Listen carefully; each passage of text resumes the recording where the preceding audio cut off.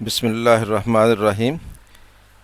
DAE printing and graphic arts technology के students, आप देख रहे हैं एजुकेशनल चैनल KMCH। सब्जेक्ट है हमारा applied physics 2। Applied physics 2 second year के स्टूडेंट्स पढ़ते हैं और इसका कोड है PHY 243। हम इसके शॉर्ट क्वेश्चंस कर रहे हैं। आज हमने चैप्टर नंबर 4 के शॉर्ट क्वेश्चंस देखने हैं। चैप्टर नंबर 4 है स्टैटिक इलेक्ट्रिसिटी। आए इसके शॉर्ट क्वेश्चंस देखते हैं इंग्लिश में और उर्दू में। Question number 1, state Coulomb's law. इस चैप्टर का बहुत ही इम्पॉर्टेंट शॉर्ट क्वेश्चन है। कूलम्ब्स लॉ बयान करें। द फोर्स ऑफ अट्रैक्शन और repulsion between 2 point charges is directly proportional to the product of the magnitude of their charges and inversely proportional to the square of the distance between them। कि अगर हमारे पास 2 point charges हों तो उनके दरमियान force of attraction या repulsion, force of attraction उस सूरत में होगी जब वो दोनों पॉइंट चार्जेस जो हैं वो अपोजिट हों, यानी एक पॉजिटिव हो और एक नेगेटिव हो। और फोर्स ऑफ रिपल्शन उस वक्त होगी जब वो दोनों चार्जेस एक जैसे हों, यानी या पॉजिटिव चार्जेस हों या फिर दोनों नेगेटिव चार्जेस हों। तो फोर्स ऑफ अट्रैक्शन या रिपल्शन जो दोनों चार्जेस के दरमियान होती है वो directly proportional to the product of the magnitude of their charges, कि उन चार्जेस के मैग्नीट्यूड के प्रोडक्ट के डायरेक्टली प्रोपोर्शनल होती है। यानी चार्जेस का प्रोडक्ट जितना ज़्यादा होगा उतनी फोर्स ऑफ अट्रैक्शन या रिपल्शन ज़्यादा होगी। And inversely proportional to the square of the distance between them, और उनके दरमियान जो डिस्टेंस होता है उस डिस्टेंस के स्क्वायर के इन्वर्सली प्रोपोर्शनल होगी। यानी डिस्टेंस का स्क्वायर जितना ज़्यादा होगा उतनी फोर्स कम होगी, और दोनों के दरमियान डिस्टेंस का स्क्वायर जितना ज़्यादा होगा उतनी फोर्स कम होगी। मैथमेटिकली इसको हम यूँ लिख सकते हैं कि F is proportional to Q1 Q2। ये दोनों चार्जेस का प्रोडक्ट हो गया, इसके डायरेक्टली प्रोपोर्शनल हो गई फोर्स ओवर R स्क्वायर। तो R स्क्वायर, R क्या है, डिस्टेंस है दोनों के दरमियान, उसका स्क्वायर, तो R स्क्वायर के इन्वर्सली प्रोपोर्शनल हो गई। तो जब हम ये साइन ऑफ प्रोपोर्शनलिटी को इक्वल में बदलते हैं तो हमें कांस्टेंट देना पड़ता है। तो यहाँ पे कांस्टेंट जो है कूलम्ब्स लॉ में वो K कांस्टेंट के तौर पर लिया जाता है। F is equal to K Q1 Q2 over R square. तो ये मैथमेटिकल एक्सप्रेशन है कूलम्ब्स लॉ का। तो इसको हमने इंग्लिश में देख लिया, अब इसको हम उर्दू में देख लेते हैं। State Coulomb's law, 2 point charges के दरमियान फोर्स ऑफ अट्रैक्शन या रिपल्शन उन चार्जेस की मैग्नीट्यूड के प्रोडक्ट के डायरेक्टली प्रोपोर्शनल और उनके दरमियान डिस्टेंस के स्क्वायर के इन्वर्सली प्रोपोर्शनल होती है। कि अगर हमारे पास दो चार्जेस हों तो उनके दरमियान फोर्स ऑफ अट्रैक्शन या रिपल्शन, अट्रैक्शन उस सूरत में होगी जब दोनों चार्जेस अपोजिट होंगे, यानी एक पॉजिटिव और एक नेगेटिव होगा, और रिपल्शन उस वक्त होगी जब वो दोनों चार्जेस एक जैसे होंगे, यानी या दोनों पॉजिटिव हों या दोनों नेगेटिव हों। उन चार्जेस की मैग्नीट्यूड के प्रोडक्ट के डायरेक्टली प्रोपोर्शनल, यानी जितने चार्जेस की मैग्नीट्यूड होगी उनका प्रोडक्ट लेना है, उस प्रोडक्ट के डायरेक्टली प्रोपोर्शनल होगी वो फोर्स, और उनके दरमियान डिस्टेंस के स्क्वायर के इन्वर्सली प्रोपोर्शनल होगी। और जो दोनों दरमियान चार्जेस के दरमियान डिस्टेंस होगा उस डिस्टेंस का स्क्वायर लेंगे और उस स्क्वायर के इन्वर्सली प्रोपोर्शनल होगी वो फोर्स। मैथमेटिकली हम लिख सकते हैं F proportional to Q1 Q2 over R square. F is equal to K Q1 Q2 over R square. यहाँ पे K जो है ये कांस्टेंट है, इसको हम कांस्टेंट ऑफ प्रोपोर्शनैलिटी कहते हैं। तो ये मैथमेटिकल एक्सप्रेशन हो गया कूलम्ब्स लॉ का, F is equal to K Q1 Q2 over R square. Question number 2, define charge, write its unit. कि चार्ज को डिफाइन करें और उसका यूनिट लिखें। चार्ज क्या होता है? Charge is the property of substance. कि सब्सटेंस किसी भी शय को कहते हैं, तो ये सब्सटेंस जो है, मादा जो है, मैटर जो है, ये उसकी प्रॉपर्टी होती है। That causes it to experience a force, कि जिसकी वजह से वो एक फ़ोर्स जो है वो महसूस करता है, एक फ़ोर्स एक्सपीरियंस करता है। When placed in an electric field, जब उसको इलेक्ट्रिक फील्ड के अंदर रखा जाए या उसको मैग्नेटिक फील्ड के अंदर रखा जाए, और अ मैग्नेटिक फील्ड कि यानी ये सब्सटेंस की प्रॉपर्टी है जिसकी बिना पे वो सब्सटेंस जो है वो अपने ऊपर एक फोर्स एक्सपीरियंस करता है, यानी फोर्स उसके ऊपर एक लगती है जब उसको किसी इलेक्ट्रिक फील्ड या मैग्नेटिक फील्ड के अंदर रखा जाए। तो चार्ज को यूं भी डिफाइन किया जा सकता है, या charge is a characteristic of a unit matter, कि ये यूनिट मैटर की खासियत है, that expresses the extent to which it has more और फ्यूअर इलेक्ट्रॉन्स दैन प्रोटॉन्स, कि इसके ऊपर इलेक्ट्रॉन की निस्बत प्रोटॉन्स की निस्बत कितने इलेक्ट्रॉन्स ज़्यादा हैं या कितने इलेक्ट्रॉन कम हैं। तो किसी अगर यूनिट मैटर के ऊपर इलेक्ट्रॉन्स की तादाद ज़्यादा होगी तो हम कहेंगे उसके ऊपर नेगेटिव चार्ज है, और अगर प्रोटॉन की निस्बत इलेक्ट्रॉन की तादाद कम होगी तो हम कहेंगे कि इसके ऊपर पॉजिटिव चार्ज है। तो ये फिर क्या हुआ, ये मैटर की प्रॉपर्टी है, मैटर की खासियत है जो ये बयान करती है कि इसके ऊपर प्रोटॉन्स की निस्बत इलेक्ट्रॉन्स की तादाद ज़्यादा है या कम है। तो अगर प्रोटॉन के बराबर हो इलेक्ट्रॉन्स की तादाद तो फिर उस मैटर के ऊपर चार्ज नहीं होता, न्यूट्रल होता है वो। लेकिन अगर प्रोटॉन की निस्बत इलेक्ट्रॉन की तादाद ज़्यादा हो तो फिर उसके ऊपर नेगेटिव चार्ज होता है, और अगर प्रोटॉन की निस्बत इलेक्ट्रॉन की तादाद कम हो तो फिर उसके ऊपर पॉजिटिव चार्ज होता है। Unit of charge, the unit of charge is coulomb and is represented by C, कि चार्ज का यूनिट कोलम होता है और उसको सी से ज़ाहिर किया जाता है, डिनोटेड बाई सी। तो देखते हैं इस क्वेश्चन को उर्दू में। Define charge, write its unit. Charge मादा की वो खासियत है जिसकी वजह से उस पर फोर्स लगती है जब उसको किसी इलेक्ट्रिक या मैग्नेटिक फील्ड के अंदर रखा जाता है। या फिर इसको यूं डिफाइन करेंगे, चार्ज यूनिट मादा की वो खासियत है जो ये बयान करती है कि उस पर प्रोटॉन की निस्बत कितने इलेक्ट्रॉन कम या ज़्यादा हैं। तो इलेक्ट्रॉन के कम या ज़्यादा होने से उसके ऊपर चार्ज होता है, जो कि अगर इलेक्ट्रॉन की तादाद ज़्यादा हो प्रोटॉन से तो फिर नेगेटिव होता है, और अगर इलेक्ट्रॉन की तादाद कम हो प्रोटॉन से तो फिर पॉजिटिव होता है, और अगर इलेक्ट्रॉन और प्रोटॉन बराबर हों तो फिर उसके ऊपर चार्ज नहीं होता, वो न्यूट्रल होता है। तो इस तरह से प्रोटॉन की निस्बत इलेक्ट्रॉन की तादाद जो है वो बयान होती है चार्ज की वजह से, चार्ज से, कि चार्ज उसके ऊपर है या नहीं है तो पॉजिटिव है या नेगेटिव है। तो चार्ज का यूनिट कोलम है और इसको सी से ज़ाहिर करते हैं। तो स्टूडेंट्स, ये क्वेश्चन नंबर 2 हमने देख लिया इंग्लिश में। उर्दू में क्वेश्चन नंबर 3 देखते हैं। Question number 3, what is gold leaf electroscope, कि गोल्ड लीफ इलेक्ट्रोस्कोप क्या होती है। इट इज़ एन इंस्ट्रूमेंट, ये एक इंस्ट्रूमेंट है, which is used to detect charge, जो चार्ज डिटेक्ट करने के काम आता है, ऑन एन ऑब्जेक्ट, किसी ऑब्जेक्ट के ऊपर। यानी गोल्ड लीफ इलेक्ट्रोस्कोप से हम किसी ऑब्जेक्ट के ऊपर चार्ज है या नहीं है ये मालूम करते हैं। It can also be found with the help of gold leaf electroscope whether this charge is positive और नेगेटिव। तो ये गोल्ड लीफ इलेक्ट्रोस्कोप हमें ये भी बता सकती है, या हम ये भी मालूम कर सकते हैं इसकी मदद से, कि वो चार्ज पॉजिटिव है या नेगेटिव है।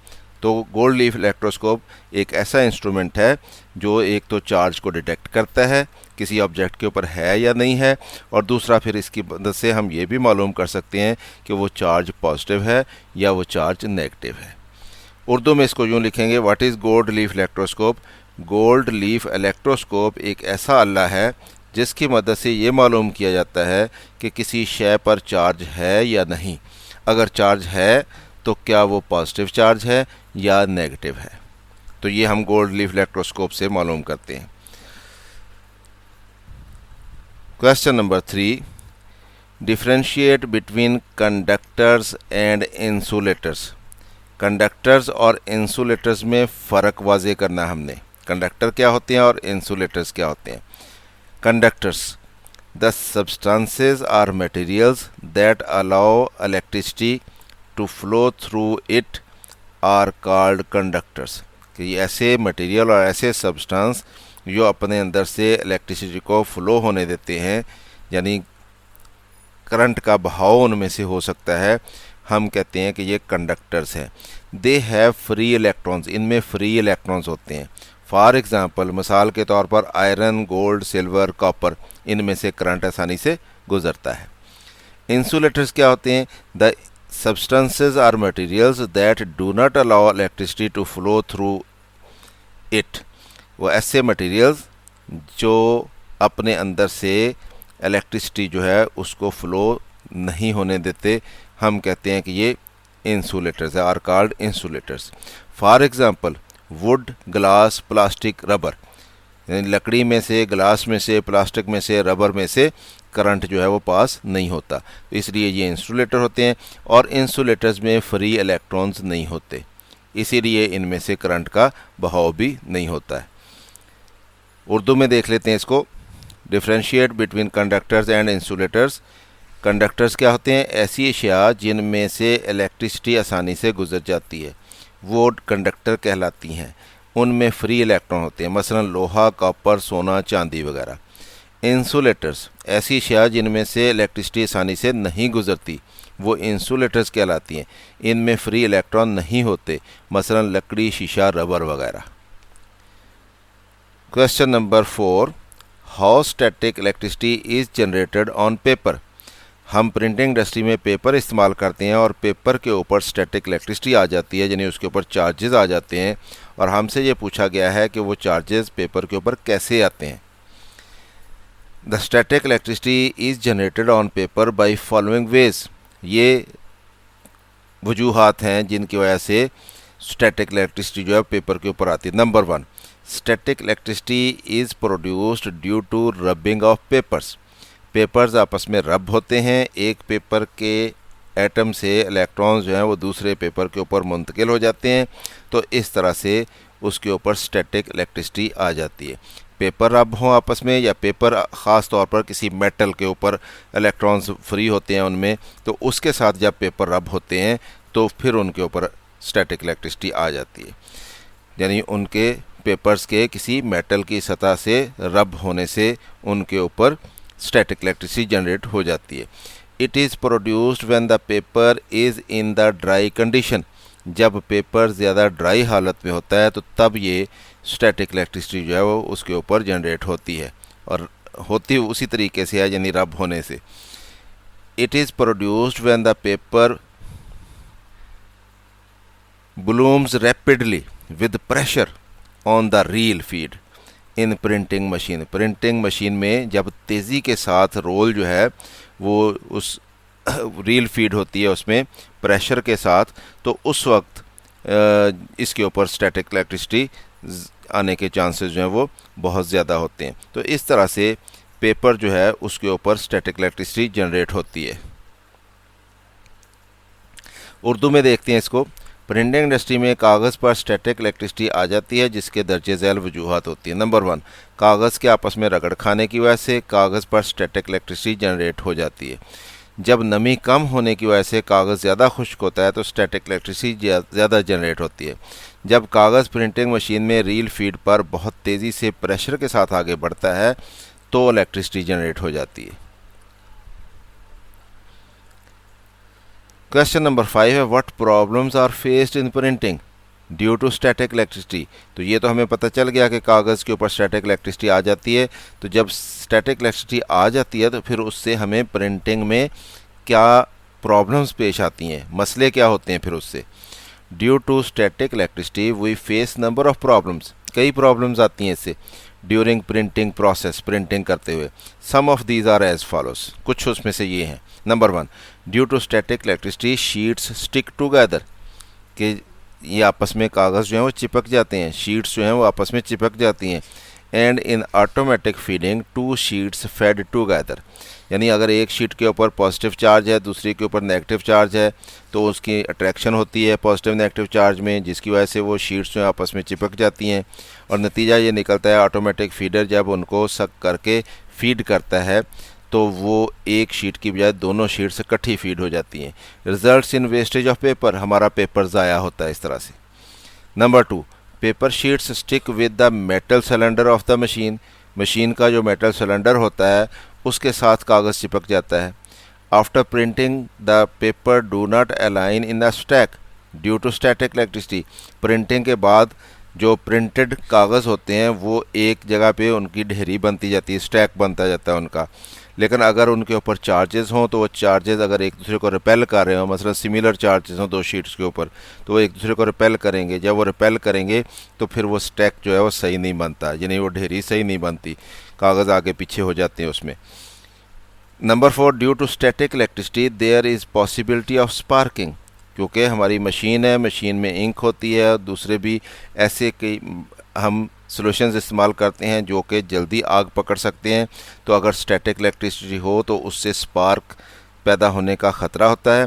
Due to this spark paper and other printing materials may caught fire, तो स्पार्किंग हो जाए इलेक्ट्रिसिटी की वजह से तो फिर इस सूरत में आग लगने का ख़तरा भी रहता है कि कागज़ और दूसरे मटेरियल जो हैं वो कहीं आग ना पकड़ लें। Number 5, if printed sheets will stick together, कि अगर उनके ऊपर चार्जेस हैं, अपोजिट चार्जेस हैं, वो एक दूसरे को अट्रैक्ट करते हैं और दो शीट्स आपस में चिपक गई हैं प्रिंटिंग के फ़ौरन बाद due to electricity, it will cause ink spots on the paper, तो पेपर के ऊपर स्कम आ जाती है और उसके ऊपर स्पॉट्स आ जाते हैं एक पेपर से दूसरे पेपर के ऊपर इंक के, क्योंकि अभी वो इंक फ़ौरन खुश्क नहीं हुई होती, तो वो पेपर जो है हमारे जो हैं वो ख़राब हो जाते हैं, प्रिंटेड पेपर ख़राब हो जाते हैं। उर्दू में देखते हैं इसको। What problems are faced in printing due to static electricity, printing process के दौरान स्टैटिक इलेक्ट्रिसिटी की वजह से कई मुश्किलात पेश आती हैं, जिनमें से चंद एक दर्जे ज़ैल हैं। नंबर 1, स्टैटिक इलेक्ट्रिसिटी की वजह से शीट्स आपस में जुड़ जाती हैं और ऑटोमेटिक फीडिंग के दौरान ये जुड़ी हुई शीट्स इकट्ठी फीड हो जाती हैं, जिसकी वजह से कागज़ ज़ाया होता है। नंबर 2, चार्जशुदा पेपर शीट्स प्रिंटिंग के दौरान मशीन के सिलेंडर से चिपक जाती हैं, तो इससे भी हमारा पेपर ज़ाया होता है। प्रिंट होने के बाद पेपर एक दूसरे के ऊपर आकर गिरते हैं और उनकी एक ढेरी बनती है, यानी स्टैक लगता है उनका। अगर स्टैटिक इलेक्ट्रिसिटी की वजह से ये स्टैक सही नहीं बनता, इसलिए कागज़ को हैंडल करना मुश्किल हो जाता है। स्टैटिक इलेक्ट्रिसिटी ज़्यादा हो और मौसम खुश्क हो तो उसकी वजह से स्पार्किंग का ख़तरा रहता है।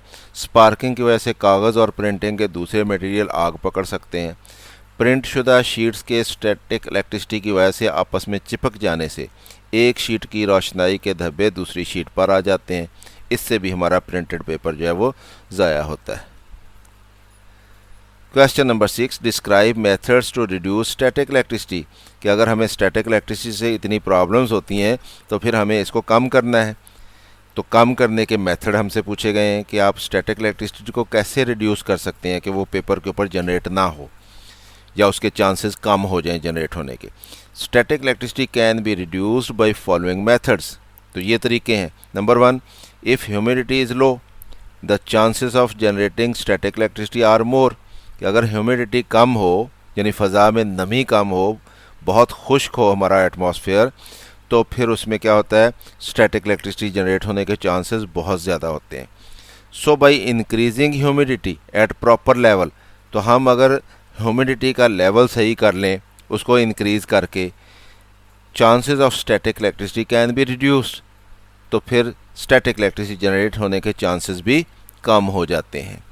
नंबर 2, बाय रिड्यूसिंग फ्रिक्शन, और फ्रिक्शन को रिड्यूस करके कि फ्रिक्शन ज़्यादा ना हो। Number 3, by eliminating charges by earthing it, तो चार्जेस को एलिमिनेट करके कि वो चार्जेस जो हैं अगर किसी चीज़ के ऊपर आ गए हैं तो उनको अर्थ कर दिया जाए ताकि वो एलिमिनेट हो जाए। By using anti static spray, कुछ स्प्रे हमारे पास आते हैं जिनको एंटी स्टैटिक स्प्रे कहते हैं, वो अगर स्प्रे कर दिया जाए तो उससे भी स्टैटिक इलेक्ट्रिसिटी जो है वो ख़त्म हो जाती है। By installing static eliminators with the printing machine, printing machine के साथ स्टैटिक एलिमिनेटर लगा लिए जाए, तो फिर भी वो पेपर के ऊपर से जब रोल फीड हो रहा होता है तो उस कागज़ के ऊपर जहाँ पे स्टैटिक इलेक्ट्रिसिटी होती है तो वो उस स्टैटिक इलेक्ट्रिसिटी को स्टैटिक एलिमिनेटर्स जो हैं वो उसको न्यूट्रल करते चले जाते हैं, यानी उसको ख़त्म कर देते हैं। उर्दू में देखते हैं इसको। Describe methods to reduce static electricity. Static electricity को दर्ज झेल तरीक़ों से कम किया जा सकता है। नंबर 1, अगर नमी कम हो तो स्टैटिक इलेक्ट्रिसिटी जनरेट होने के चांसेस ज़्यादा होते हैं। अगर नमी को बढ़ा लिया जाए तो स्टैटिक इलेक्ट्रिसिटी कम हो जाती है। फ्रिक्शन की वजह से स्टैटिक इलेक्ट्रिसिटी जनरेट होती है। फ्रिक्शन को कम करके स्टैटिक इलेक्ट्रिसिटी कम की जा सकती है।